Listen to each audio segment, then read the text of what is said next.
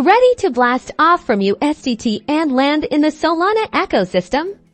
Let's dive straight into swapping your Tether for SOL using the Phantom wallet. First, make sure your Phantom wallet is unlocked and you have some USDT ready to go. You'll see your USDT balance displayed right here.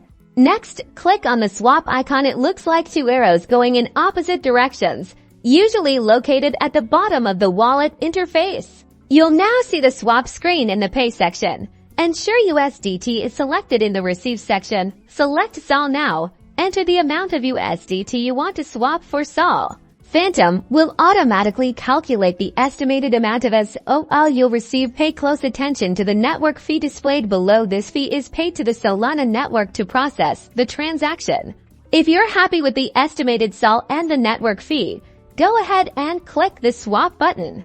After clicking swap, Phantom will process the transaction. Once it's confirmed, you'll see a swap successful message. And that's it. Your SOL balance will now be updated, and your USDT balance will decrease accordingly. You've successfully swapped USDT for SOL using the Phantom wallet. Now get out there and explore the Solana ecosystem.